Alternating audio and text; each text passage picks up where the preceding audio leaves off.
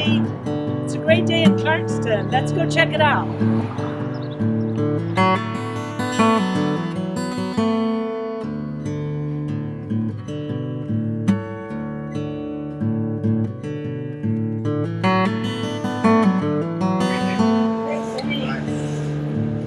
Bye now.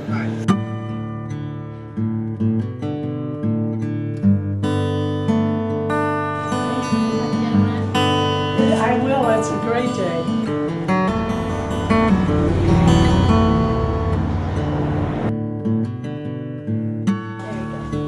You're welcome.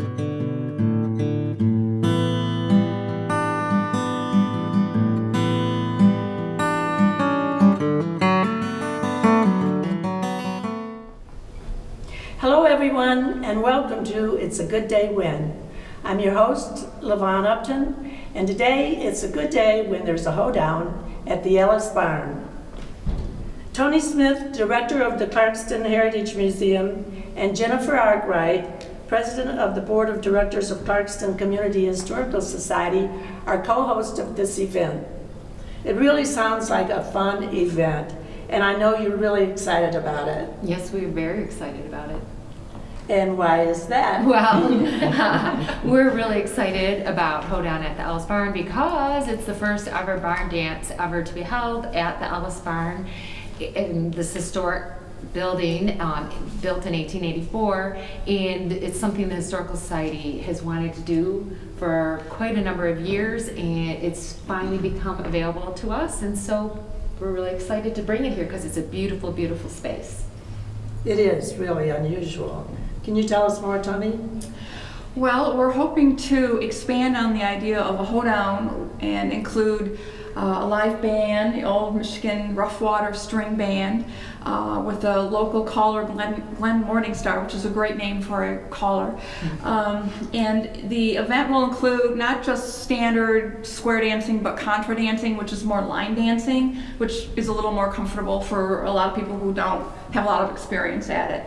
So you can be totally a novice and come in and just learn how to do some line dancing. But it also includes woodshop barbecue from woodshop in town here, and Michigan, Jen knows more about this, but Michigan craft beers and wines. So it should be a great event. It should be a party. Yeah, that's what Well, I'm sure you've spent a lot of time preparing for this. And are you ready? I think we are. We're learning as we go. Yeah, I mean, like Jennifer said, we've never done this, but it's been great working with everyone from Oakland County, and I think it's when the lights are on and the music is playing and the beer's on tap, it's gonna take over on its own. We're gonna have a great time. We'll be ready. Yeah. And who's helping you in the community put on the event? Sell Well, tickets and so forth. Well, the whole event is being put on and sponsored by the Clarkston Community Historical Society. And all the funds, the proceeds will benefit the Clarkston Heritage Museum and the works of the Historical Society, which basically our mission is to preserve and educate the community about the history of Clarkston, which is a nationally registered historic district. So we're putting it on solely, but we do have the wood shop is definitely one of our sponsors and helping us. We have tickets being sold on our website, clarkstonhistorical.org, $55 a piece. But are they also sold at anywhere else? You can get them at the museum too. At our library, Yeah. at the library where our museum is located. You can get them as well. Easiest is online. Melissa Prowse is supervisor for the Planning and Resource Development for Oakland County. Is that right, Melissa? That is right. And I understand that you had to go through quite a process to pull this off. Can you tell me something about that? Sure. Yeah. Well, we really have to thank the Historical Society sort of for their patience with us as we put this together. When they came to us in the spring saying they wanted to host a barn dance here at the barn, we said no. We said the barn's not available to rent yet. We're still bringing it up to code. We're still working on a number of things to sort of get it barn dance ready, party ready. But they were gracious enough to sort of keep talking to us and keep working with us through the process. And We started renting the barn officially in July, so as soon as that approval was given, they sort of hit the ground running with the planning of this event, and have really been great to work with in putting it together. And we're learning a lot from them as they go through this process in terms of what types of events can be put on here, where you might put a band, where you might put tables and chairs, and sort of what would make an event successful here at the barn. Who else is available to use the barn? The barn is open now for public rental. We actually have a number of weddings already booked in the barn for 2015, which we're really excited about. We're about to open up dates for 2016 as well. It's been a very popular venue. It's one of the few barns in this area that can be rented for weddings and special events. Not just weddings, family reunions, parties, corporate retreats, any activity that you might need a large space for, the barn is available for. But it's definitely been a big interest of the brides in the area. Mm-hmm. And we also have John Noyes with us. And John, you're the principal planner for Oakland County, is that right? Yep. And you're the one that knows the history of the barn. I know a bit. Fascinating barn. I was been fortunate to really work with the relocation of the barn ever since I started with Oakland County Parks. Originally, the structure built in 1884 from Mr. Norman James Ellis. Primarily actually for housing sheep originally, and then later for draft horses. We actually had the barn donated to the parks in 2005 by two professional baseball players, Kirk Gibson of the Tigers and Tim Burtsis, we began the relocation actually from Dixie Highway over to Springfield Oaks in 2005. It took a group of ex-Amish barn rights out of Indiana about 18 months to relocate the barn board by board. And then we've been sort of working on the barn ever since to really get to this point. Looking around with the high ceilings and the stables and everything, it just seems like an impossible task. Well, it took a while. Believe it or not, the barn was originally constructed in only 3 months. This design, a Madawaska twin, was actually a popular style in Maine for potato barns. Mr. Ellis actually saw it on one of his livestock trading ventures and wanted that for his design. Really a grand barn to be located on Dixie Highway. 14,000 square feet, 2 levels. It must have been quite a sight in 1884. And the wood here, white pine, milled originally in Maine, shipped to the site in 3 boxcars, and a barnwright by the name of Brock. We don't know if that was his first or last name, but his crew actually assembled the barn in 3 months. It took us 18 months to reproduce what he had done. So, but yeah, a remarkable structure, and actually funded with transportation enhancement grant dollars. And that was actually something because, again, those federal monies, a certain percentage of them has to be dedicated to historic preservation. And again, that's sort of to make up for the fact that when we put in highways, sometimes our history and culture is sacrificed along the way. So this particular bit was actually saved by those same funds. So that's how you came upon having it in the first place, is writing a grant, did you say? To get an acquisition of it? Yeah, and when we were approached by Tim Burtsis and Kirk Gibson, a grant writer from Oakland County proper, went ahead and submitted a grant application. It was kind of an interesting pitch to be able to submit for transportation enhancement dollars.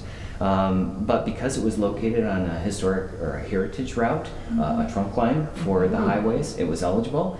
And because the barn was kind of tied with the transportation history in Oakland County by providing those percheron draft horses that were used in the early grading of the roads, it was eligible. And so a bit of an interesting spin on that, but we're very grateful that it was successful.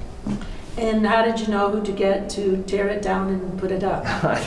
Well, we actually, because it was transportation enhancement dollars, we actually had to work with the Road Commission for Oakland County and bid this as a highway project, which seems like a bit of a stretch. But in the end, there was a group out of Indiana, Reitmeyer, that was able to successfully bid on the project because they did, or they do, they do bridges, overpasses for highways, and they actually had done covered bridges down in Indiana with a group, Amish Swartz and Company, and it was actually those folks, ex-Amish, which we didn't even know there was such a thing, barn rights, who were able to come up here and do the relocation. That's fascinating. So it's ready for us to use. Yeah, 300 people, is that what you expect? That's the goal. That's what we hope. We want it bursting with people having a festive, fabulous time. Absolutely. And it's a large space. If you divide that 300 by downstairs and upstairs, there should be lots Oh, of it space. looks huge, yeah. It's huge. It's huge. And you'll have tents outside for food and a fiddle player, you said, and Yeah, the band is made up of a fiddle, a guitar, a dulcimer, might be one other instrument I'm missing right now, along with the caller, who's well known in the area for being a caller. He is like the mentor of all callers, is what I understand. And he says that if you walk, you can do the dancing. is that right? Good to It's know. as simple as that. So do they have to have their cowboy boots on to be doing this? I imagine bare feet would work too. So how do you suggest people dress? I think they should dress comfortably. No one's expecting hoop skirts or crinolines. I think just if you've got cowboy boots, great. But I think it's a jeans event, and just come prepared to have fun. The barn's not heated, so I guess there's always that question in October. But I think when you put 300 dancing people in this room, I don't think heat's going to be a problem. So. Now, you told them that Woodshop is catering the food. There'll be barbecue, right? Did you tell them that the homemade pies were locally made? What company is that? Oh, you're putting us on the spot. It's Well, it's a hard name to It's a hard pronounce. name to pronounce. It's a pie company, Ashtitz, I'm not saying it correctly, but they're wonderful, wonderful pies. They are local, and so that will be dessert. The the Woodshop Clarkson Union, we're having pulled pork, barbecue chicken, Mac and cheese. the mac and cheese, coleslaw, corn muffins, baked beans. And the beer is Michigan beer also? Michigan craft beer for sure. We'll be having all day IPA, perhaps something a little less hoppy and something light, and one other seasonal selection yet to be named, and also Michigan craft wine, wines as well from a couple local wineries here in Michigan.